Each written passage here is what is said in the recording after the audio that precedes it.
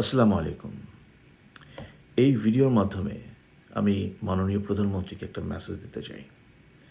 আমি জানি না মাননীয় প্রধানমন্ত্রী এই মেসেজ পাবেন কিনা, এই ভিডিও দেখার সময় হবে কিনা। এই যে কোটা সংস্করণ নিয়ে আন্দোলনটা হচ্ছে, এটা যৌক্তিক একটা আন্দোলন। আমি জানি না আপনার কাছে কি মনে হচ্ছে।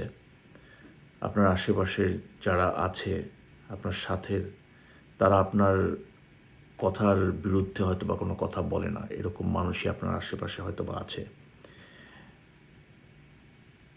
দেখুন মাননীয় প্রধানমন্ত্রী, এটা এমন একটা ইস্যু হয়ে যাচ্ছে, কন্ট্রোলের বাইরে যাওয়ার আগে এটা নিয়ে কিছু একটা করতে হবে। আন্দোলনটা সম্পূর্ণ যৌক্তিক একটা আন্দোলন। কোনো মুক্তিযোদ্ধা, একজন ফ্রিডম ফাইটার, একটা সত্যিকারের মুক্তিযোদ্ধা, সে কখনো চাবে না এই সুযোগ নিতে, এই কোটার সুযোগ তার বাচ্চা কাচ্চারা নেই। দরকার নাই। তারা অন্যায়ের বিরুদ্ধে যুদ্ধ করেছে, দেশটাকে স্বাধীন করেছে। তাদের তো দরকার নেই এই বেনিফিট নেওয়া। আমি জানি না কারা এটা ইউজ করছে। আর আমি আপনাকে অনুরোধ করব, আপনার দলের মধ্যে কারা আপনার উপরে কথা বলে, অ্যাটলিস্ট আপনার কথায় কোনো ভুল হলে ভুলটা ধরিয়ে দেয়, এরকম লোক কারা আছে আপনি ভালো করে জানেন। তারা হয়তোবা আপনার দলে নেই, কারণ তাদের বয়স হয়েছে। হ্যাঁ, ওই ব্যক্তিগুলো, ওই দলের কর্মীগুলোকে নিয়ে একটা বৈঠক করুন। অ্যাটলিস্ট এই ব্যাপার নিয়ে কথা বলেন। খুবই খারাপ একটা অবস্থার মধ্যে যাচ্ছে। এমন লোক যারা আপনার কথার বিরুদ্ধে একটা কথা বলে না, কোনো ডিসিশন ভুল হলে সেটাকে ধরিয়ে দেয় না, এই মানুষগুলো আপনার কোনো উপকারে আসবে না। মাননীয় প্রধানমন্ত্রী, দেরি হয়ে যাওয়ার আগে এখনই ব্যবস্থা নেন। রাজপথে যেই সাধারণ ছাত্ররা আছে, তাদের জীবনের মূল্য আছে। আমরা চাই না আমাদের সাধারণ ছাত্রগুলো এই এই রং ডিসিশনের কারণে, এই যে চুপ করে থাকার কারণে, এই যে যৌক্তিক দাবি না মানার কারণে রাজপথে শহীদ হয়ে যাক। এদেরকে অনেকে ইউজ করবে, আপনারা জানেন, আপনি খুব ভালো করেই জানেন। এবং মারা যাবে সাধারণ ছাত্ররা। যারা সুযোগ নিবে তাদের কিচ্ছু হবে না, তারা সরে যাবে। দূর থেকে কোনো একটা ঘটনা ঘটাবে আর সরে যাবে। সাধারণ ছাত্ররা মারা যাবে। মাননীয় প্রধানমন্ত্রী, একটা ব্যবস্থা আপনাকে এখনই নিতে হবে, দেরি করলে হবে না। আপনি বঙ্গবন্ধু কন্যা,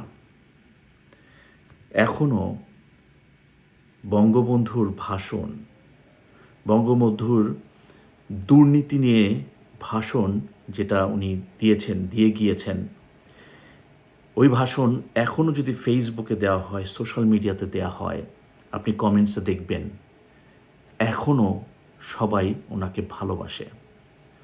অনেক মানুষের ভালোবাসা বঙ্গবন্ধুর জন্য আছে। ওই বঙ্গবন্ধু কন্যা আপনি। দুর্নীতি তো এখনও শেষ করা যায়নি। 50 বছর হয়ে গেল, এখনও তো দুর্নীতিমুক্ত বাংলাদেশ আমরা পাই নাই। এই দুর্নীতিগুলো বন্ধ করতে হবে, একটা ইনিশিয়েটিভ নিতে হবে এবং আপনাকেই নিতে হবে।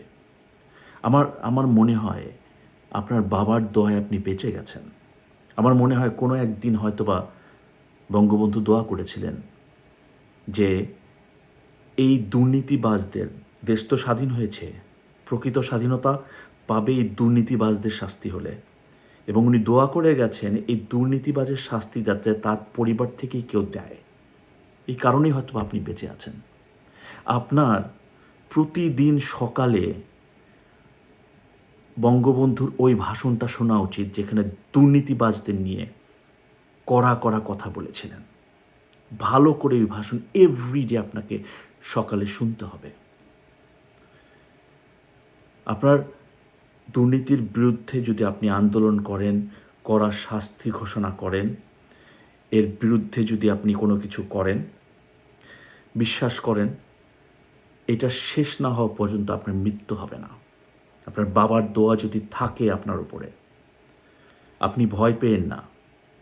দয়া করে আপনি ওই লোকগুলো নিয়ে একটু মিটিং করেন, যে লোকগুলো আপনার ভুল হলে ভুল ধরিয়ে দেয়। ওই আওয়ামী লীগের লোকগুলো কোথায়? দয়া করে, এবং আপনার কাছে আশেপাশে যারা আছে তারা যদি আমার বক্তব্য শুনে থাকে, তাদেরকে আমি অনুরোধ করব, দয়া করে নেত্রীর সাথে কথা বলুন। আন্দোলনটা খুব খারাপ একটা পর্যায়ে যাচ্ছে। অনেক সাধারণ ছাত্র মারা যাবে, এটা হতে দেয়া যায় না। একটি স্বাধীন দেশে এই ধরনের গণ্ডগোল হতে দেয়া যায় না। দেখুন, আমাদের নিয়মের মধ্যে যদি কোনো ভুল থাকে, এই যে কোটা সিস্টেমটা, এটার মধ্যে যদি কোনো রকম বিষয়ে আপনাদের কাজ করতে হয়, সেটা নিয়ে এখনই সুযোগ, বসতে হবে আপনাদেরকে। আন্দোলনটা এখনই স্টপ করতে হবে। দুর্নীতিবাজদের নিয়ে কিছু ইনিশিয়েটিভ নিতে হবে, দেশটাকে বাঁচাইতে হবে। মাননীয় প্রধানমন্ত্রী, আপনি কিভাবে আছেন সরকারে অথবা না আছেন, কি যাই হোক, এগুলো নিয়ে আমরা সাধারণ মানুষ চিন্তা করি না। বিশেষ করে সাধারণ মানুষ যারা দেশের ভালো চায়, তারা শুধু আমরা চাই দেশটা দুর্নীতিমুক্ত হোক। দুর্নীতির বিরুদ্ধে যেই সরকার কঠিন একটা ব্যবস্থা নেবে, এবং এই কোটার নামে যে দুর্নীতি হচ্ছে, কোটার নামে যে উল্টাপাল্টা হচ্ছে, খারাপ ছাত্র ভর্তি হচ্ছে, মেধাবী ছাত্ররা পিছিয়ে যাচ্ছে, এই জিনিসগুলো যদি বন্ধ আপনি করেন, বিশ্বাস করেন আপনাকে ছাড়া বাংলাদেশের জনগণ আর কিচ্ছু চিন্তা করবে না। আপনি ফিরে আসেন মাননীয় প্রধানমন্ত্রী। আপনার বাবার মধ্যে যা আছে আপনার মধ্যে অবশ্যই আছে। আপনি সেটাকে ধারণ করে আমার কথা শোনার পরে একবার আপনার বাবার সেই জ্বালাময়ী ভাষণটা শুনে দেখেন, যেই ভাষণে উনি বলেছিলেন এই দেশটা স্বাধীন হওয়ার পরে দুর্নীতিবাজরা কিভাবে এই দেশটাকে ধ্বংসের পথে নিয়ে যাচ্ছে।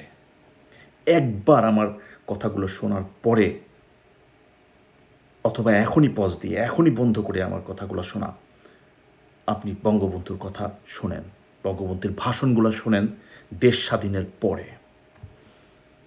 প্লিজ মাননীয় প্রধানমন্ত্রী, কিছু করেন। খুব বেশি হয়ে যাচ্ছে, খুব বেশি হয়ে যাচ্ছে।